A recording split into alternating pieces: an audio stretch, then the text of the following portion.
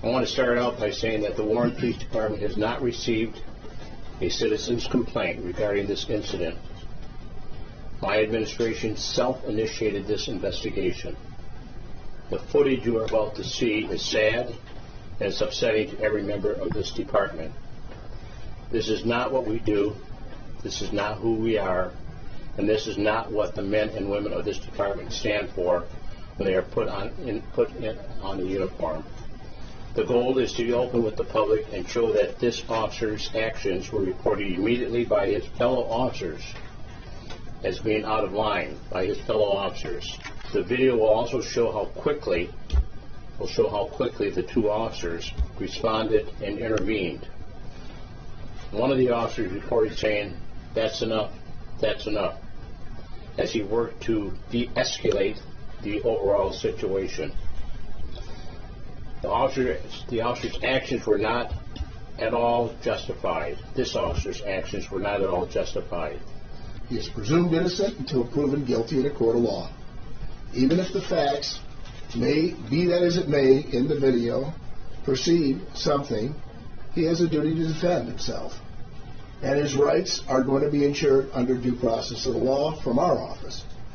But this is exactly what the public expects. They expect somebody to get out in front of it, don't cover it up, bring it to the attention, and make sure that they're heard loud and clear. This is unacceptable and not tolerable.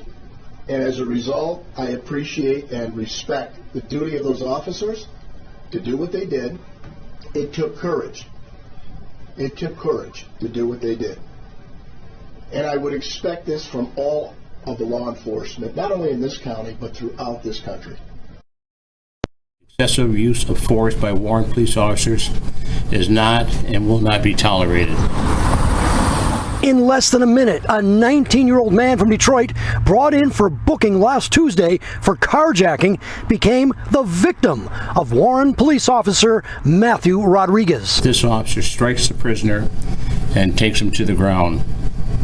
Once on the ground, the officer delivers additional punches to the prisoner and slams his head into the ground. And just moments after that, the video shows the officer throwing the victim into a jail cell. Two officers, according to the police commissioner, tried to de-escalate the assault.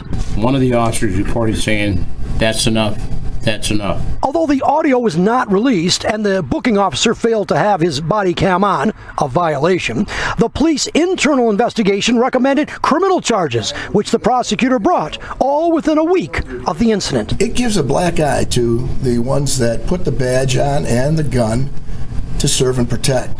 And that's no way to serve nor protect. 48-year-old officer Matthew Rodriguez has 14 years on the job and was immediately placed on a paid leave. He'll have a hearing next week to determine his employment status. But on Tuesday, he was in a Warren court, arraigned on 2 counts. 1, assault and battery, a 93-day misdemeanor, and count 2, willful misconduct of an officer, a 1-year misdemeanor. So why not a felony? Since there was no injury at the time, it's a simple assault. It's assault and battery. In fact, it was Commissioner Dwyer that ordered the victim to go to the hospital. But within hours, the man was released to the Macomb County Jail. It's not easy to have to take an officer that we did today and have to go through it, but he gets what he deserves. No future court date has been set.